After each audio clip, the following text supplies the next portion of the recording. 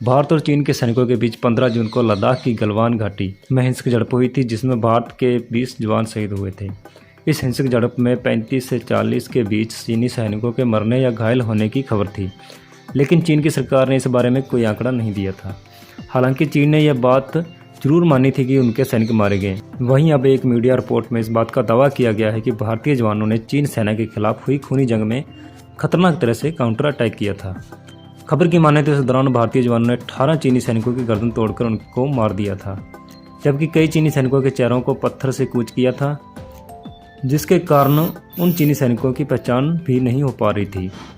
पूरी जानकारी देने से पहले आपको बता दें कि इस वीडियो में बात हो रही है भारतीय जवानों के बहादुरी की, उनके देश प्रेम की, तो हमारे भारतीय सेना के लिए एक लाइक तो बनता है। जो भी भारतीय आर्मी से प्यार करता है वीडियो को लाइक जरूर करें और कमेंट बॉक्स में आई लव आर भारतीय आर्मी जरूर लिखें।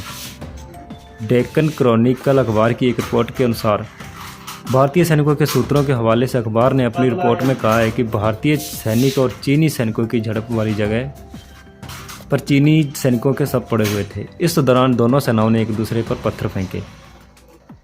खबर में दावा किया गया है कि जब 16 बिहार रेजिमेंट के कमांडिंग अफसर कर्नल संतोष बाबू चीनी सैनिकों के अधिकारियों से बात कर रहे थे, तो इस दौरान ये बातचीत तीखी बहस में बदल गई और चीनी सैनिकों ने कर्नल संतोष बाबू पर हमला कर दिया।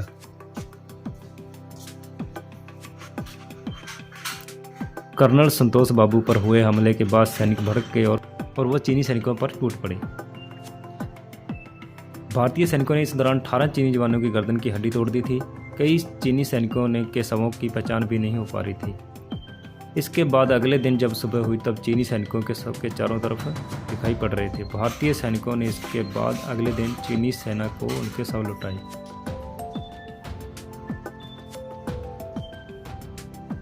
वहीं न्यूज एजेंसी ANI की एक रिपोर्ट के अनुसार 15 जून की शाम चीनी और भारतीय सेना के अधिकारियों की बैठक में यह तय हुआ कि चीनी सैनिक जो भारत की तरफ आगे आए हुए हैं उन्हें पीछे वापस जाना होगा। इस मीटिंग के बाद 16 बिहार रेजिमेंट को इस बात की जिम्मेवारी दी गई, वो इस इलाके को खाली कराए, जिसके बाद बिहार रेजिमेंट के कुछ जवानों को चीनी ऑब्जर्वेशन पोस्ट पर भेजा गया, जहां पर 10-12 चीनी सैनिक मौजूद थे। रिपोर्ट के अनुसार इसके बाद जब बिहार रेजिमेंट के सैनिक के सामने चीनी सैनिकों ने ऑब्जर्वेशन पोस्ट खाली करने से मना कर दिया था, तो उसके बाद जवान वापस लौटे और बाकी यूनिट को यह जानकारी दी गई। इसके बाद कमांडिंग ऑफिसर कर्नल संतोष बाबू करीब 50 जवानों के साथ चीनी जवानों के पास पहुंचे। इस दौरान वहां पर चीन के करीब 300 से 350 चीनी जवान पहुंच गए थे। खबर में दावा यह भी किया गया है कि इस झड़प में भारत के करीब 100 जवान शामिल थे, जबकि चीन के 350 जवान शामिल थे। लेकिन फिर भी भारतीय सेना चीनी जवानों पर भारी पड़ी और उन्हें खदेड़ दिया।